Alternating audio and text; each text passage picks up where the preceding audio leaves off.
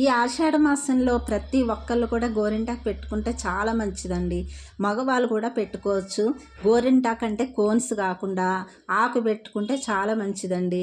గోళ్ళకి ఉన్న ఇన్ఫెక్షన్ పోతుంది. కొంతమంది గోళ్ళకు పెట్టుకోరు, కానీ ఆకు పెట్టుకున్నప్పుడు గోళ్ళకు ఖచ్చితంగా పెట్టుకోండి. ఈ ఆషాఢ మాసంలో ఎందుకు పెట్టుకోవాలంటే కొత్త చిగురు వస్తుందండి. వర్షాలు పడిన కొద్దీ సరిగ్గా ఆకు పండదండి. అంతేకాదండి, మన ఒంట్లో ఉన్న వేడిని కూడా తీసేస్తుంది. గోరింటాకు పేరు గౌరింటాకు అనే పేరు కూడా ఉంది. దీనికి ఒక కథ కూడా ఉంది, చాలా వీడియోలో చూసుంటారు. గోరింటాకు వర్షాలు ఎక్కువ పడిన కొద్దీ రంగిపోతుందండి. ఆ వర్షానికి రంగు అంతా దిగిపోతుంది. అందుకే ఈ ఆషాఢంలో కొత్త చిగురు వస్తుంది కాబట్టి ఈ ఆషాఢంలోనే పెట్టేసుకుంటారు.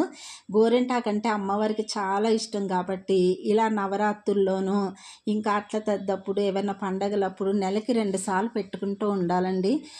నా ఛానల్ ఎవరైనా సబ్స్క్రైబ్ చేసుకోకపోతే సబ్స్క్రైబ్ చేసుకోండి, చిన్న కామెంట్ పెట్టండి, లైక్ ఇవ్వండి. ముందు ముందు మీకు ఎన్నో వీడియోలు